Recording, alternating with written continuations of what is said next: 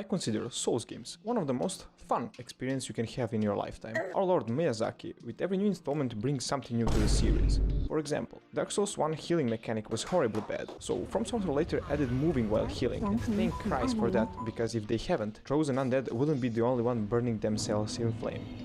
At a first look at Bloodborne, it looks fucking sick. Just look at this. Dark thematic, angry citizens and starving dogs. Who would thought that Ohio has its own game? Unlike other titles, Bloodborne is exclusively made for PlayStation 4, which means only the real gamers have ability to experience early dementia. Before we start talking about actual gameplay, I wanna point out some things From Software implemented only for Bloodborne that changes its gameplay completely. Estus Flask is replaced with blood vials, a less tastier type of heal, but unlike Estus, it doesn't refill itself on death. By that, Bloodborne teaches us all new mechanic, fucking farming. Farming is everything Voss taught us in Far Cry 3, but on a whole different level. Anyways, specific enemies, mostly fat enemies, drop blood vials on death, and the whole point is to find a specific spot where you can loot as many blood vials as your controller allows you, because trust me, floor somehow becomes perfect spot to throw your controller at.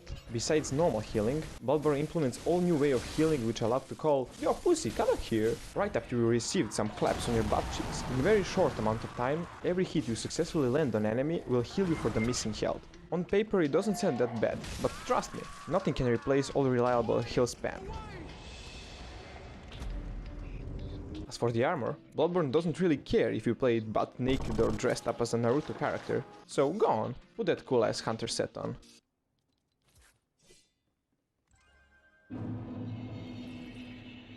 Souls games are known for not telling players directly what and how to do something, so they force you to read dialogue and figure out things on your own. The idea on its own sounds like a genius plan. There is one small issue. There is a small chance that game will be played by mentally retarded people like me, so it took me half an hour only to realize that you must die to the first enemy to progress the game. After your first death, you wake up in the hunter's dream. That's the safe zone of Bloodborne and the place where you can level up, talk to Stephen Hawking and show everyone that you never felt touch of a woman.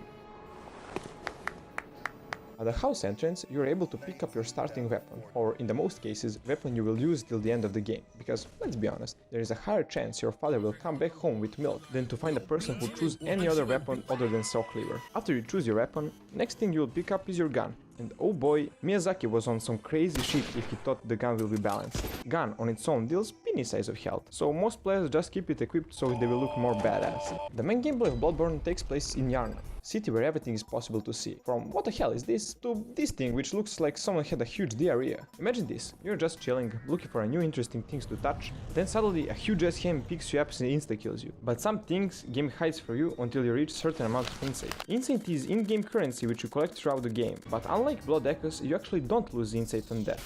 As for the bosses, I divided bosses into hunters, beasts and this fucking guy. Hunters are type of bosses who are capable of dodging your attacks and at the same time punishing you with a fast follow-up attack. Throughout the game, you will actually find very few of them, and thank Christ that's the case, because if there were any more of them, my dick will not be the only thing hanging. On the other hand, beast bosses are too fucking easy, and I wonder, were developers drunk or something, because I killed this huge ass thing in only one try. Bloodborne is one of the rare games where I really love the process of breaking out the controller piece by piece. The story itself is depressing that even I, who laughed while watching your name, shed a tiny little tear after finishing this masterpiece. I got you, German. I got you, man.